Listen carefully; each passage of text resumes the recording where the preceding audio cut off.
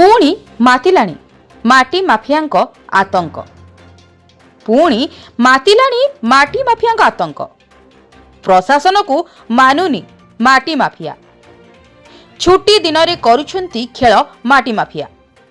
मिरिगिड़िया गहिररु उठुछि माटी। काहा बाहुबल रे बलियान माटी माफिया। लक्ष लक्ष टंकार राजस्व हेउछि क्षति। केबे गिरफ हेबे माटी माफिया।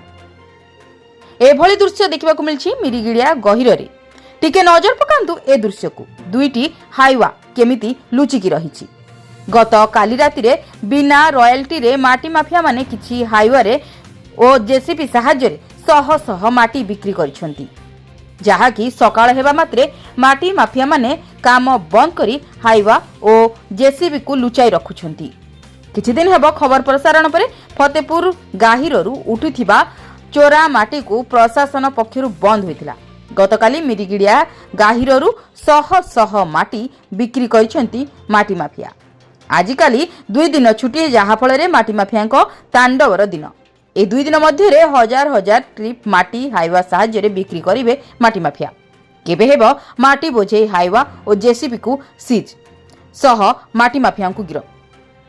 जहाकु ने आज जगतसिंहपुर एसपी कलेक्टर और कुजंग तहसीलदार को अनुरोध करछंती युव समाजसेवी चंद्रशेखर शतपथी। युव समाजसेवी चंद्रशेखर शतपथी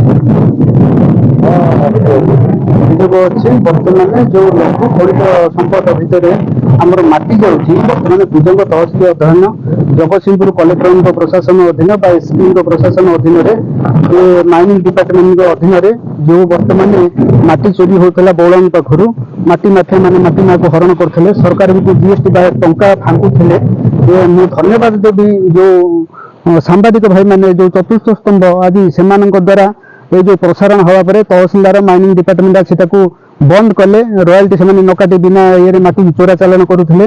तो तथापि जो छुट्टी दिन मानक राति छुट्टी दिन पर राति पुनर्बार माटी ताड़ुंट। प्रशासन एप्रति टिके ध्यान दौ। ये जो माटी बिकुंट ए नेता मंत्री हाथ अच्छी ना प्रशासन को लुचेक कर कलेक्टर महाशय एसपी महाशय एवं माइनिंग डिपार्टमेंट अधिकारी एवं तहसील पुनर्बार एम तदंत कर एमानकर जो माटी फांकुंट तहसील रॉयल्टी न माटी चोरी कर धरिकी एम प्रति जो कार्यानुष्ठान ग्रहण करंतु। जगतसिंहपुर संतोष मलंग रिपोर्ट जन अधिकार लाइव।